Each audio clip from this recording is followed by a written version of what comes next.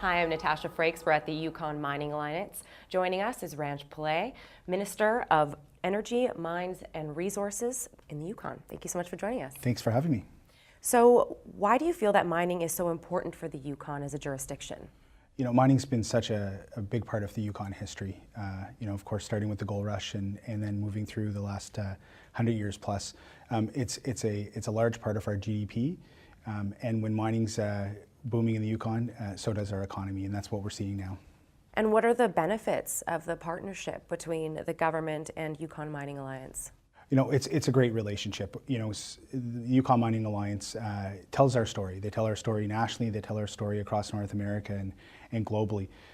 So having that ability to have the Yukon government work in parallel with such a effective organization has been great for our jurisdiction, and certainly we see other jurisdictions now try to emulate that. So that's a great form of flattery for us.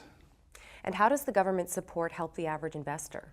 Well, I mean, having a government that supports mining and understands what mining needs is key. I think that we have an approach where we really focus all of our departments, economic development, energy, mines and resources, community services, and our infrastructure areas on mining, and that's key if you want to have a successful industry. And how does it impact the economy in the Yukon long term? Right now, we see a lot of growth in the exploration area, which is impacting our economy. We see mines in production and mines moving towards production, but also we have an ecosystem that's going to lead to a long pipeline of projects. So this is a multi-generational impact to our economy. The Yukon is known for gold. Absolutely. But there's also copper, lead, zinc. Can you speak to how this relates to the tech sector? Having that diversity in our mining projects is something that's going to lead to our sustainability in the sector. Of course, you want to be able to have different commodities within your portfolio of projects. And certainly now where we see a global move to electrification, we're seeing things such as copper in high demand. So having great projects in a stable geopolitical area is going to lead to a long and prosperous sector or future for our sector.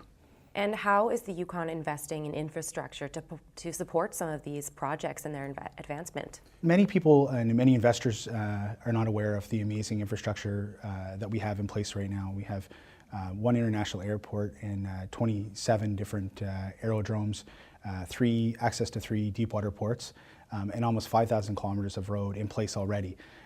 Within that, we're also looking at major investments into energy, and over $500 million committed with the federal government to new road access to projects. So certainly a really robust set of factors when you take into consideration where we are from an infrastructure standpoint, or where we are when you compare us against other jurisdictions. The Yukon government has demonstrated commitment to investment attraction.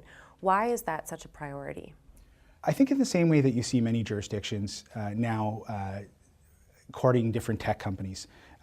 We think about our mining sector in the same way. We have this ecosystem where we have an amazing government departments, such as our Yukon Geological Survey that's globally renowned. We have prospectors that have hundreds of years of experience that collaborate on finding new projects, and then amazing junior mining companies. And now, of course, 5 of the 10 largest gold mining companies in the world in our jurisdiction. So when you have a story like that, and you have an ecosystem like that, you need to tell investors, and you need people to understand what the opportunities are. So what's next? What can investors watch for in the coming months? I think the best place for investors to find information about these opportunities really is just following the Yukon Mining Alliance. I know on social media it's at InvestYukon, and certainly their site, I think it's www.yukonminingalliance.ca, and lots of great information there and good spots for investors to look. Great. Well, thank you so much for being here. Great. Thank you very much.